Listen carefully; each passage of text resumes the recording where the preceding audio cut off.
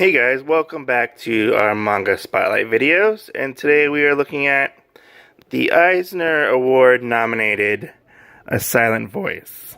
Some of you may or may not have heard of this book or manga. It's a little bit popular around certain manga readers. It is 7 volumes long. It's really good. You might be wondering, what's an Eisner Award nominee? Well, the Eisner Awards is, basically it's like the Oscars for comic books. And only the best of the best get nominated. So, our story starts off with, sorry about that, I had to clear my throat. So our story starts off with, Shoya. He is a boy in elementary school. He is kind of a troublemaker, and one day a girl named Shoko comes into the picture, and well, she happens to have a disability. She's deaf. She cannot hear. She uses a notepad basically and hearing aids to hear. And none of the kids have really ever dealt with a deaf person before. Shoya takes the wrong approach to this. He is basically a bully. He's not the only bully, but he's pretty much the main bully. And he bullies Shoka so much, he causes like thousands of dollars in damages to her hearing aids because she basically has to keep getting new ones, and her mom is very upset about that. And he just relentlessly bullies her to no avail. Like, he's very mean. He beats her up, pulls out her hearing aids, like yells at her behind her back, into her hearing aids. Like, he is very mean to Shoka. So he ends up getting in trouble for this, and all the people who helped bully Shoka,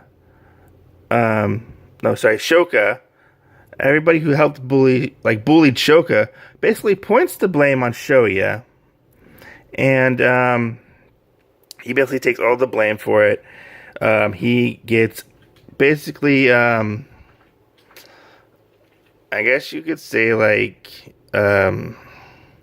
so everybody turns on him. He gets basically exiled from the school, kind of. Like, nobody wants nothing to do with him. Nobody talks to him.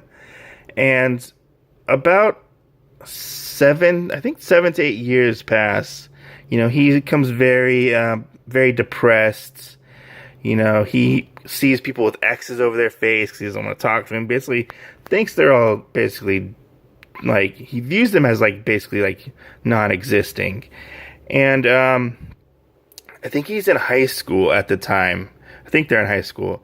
He runs in to Shoko, and he's, like, shocked, like, and he basically goes up to her, and he's like, like, I want to talk, and he starts signing in, like, sign language, because he ends up learning sign language. And she asks him one simple question, and I don't really want to spoil the story for you, but she asks him, why did you do it? And that's where I'm going to leave it, the little synopsis at, because I feel like people should really read this. It's a very good book. I recommend it to anybody. Even if you don't really like manga, I recommend it to you. I recommend it to my friends who only read American comics. If you want something different other than the save the world, type of mangas, you want something different, check this manga out. It's really good. It's well drawn. The characters are very well developed. It's basically a story of a redemption. That's what it comes down to, and how they interact with each other now versus how they interact with each other when they were children. basically Shoya wants to make up for time, and he feels really bad about what he's done, and he wants to make up for it. He basically wants to become her friend, and that's pretty much what the story is about. I cannot recommend this story enough. It was a very fun read. I love the artwork. Like, the covers are just so amazing. Like, if I could find like posters or whatever of these covers, like, I would hang them up in my room. It was published by Kodansha Comics. You can find this pretty much wherever your manga is sold. Right Stuff, Barnes & Noble, Amazon. I believe you can also find it on Comixology. I think that's all the places I named where they sell manga. But yeah, I highly recommend it. It's a quick read. It's only 7 volumes. Check it out if you want something different. I cannot recommend this story enough. It's one of my personal favorites, because when I heard about this, I was like a little curious. So I picked up the first volume on a whim when they had a buy 2 get 1 free at Barnes & Noble. And I was like, I'll pick it up. I'm getting a manga for free. So I picked this up, and I was just enamored, like, with this manga. I said, I need to read more of this.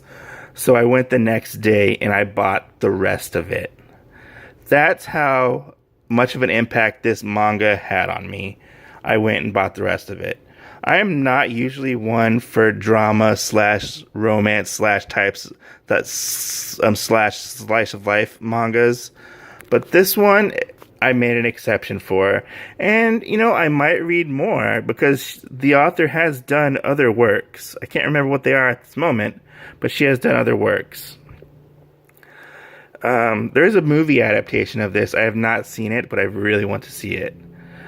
Because I really fell in love with the characters. Like, every character is fleshed out. Every character you meet basically is fleshed out. It's very well written and very well drawn. This has been Mike for Manga Spotlights. Check it out. You will not be disappointed. Peace out.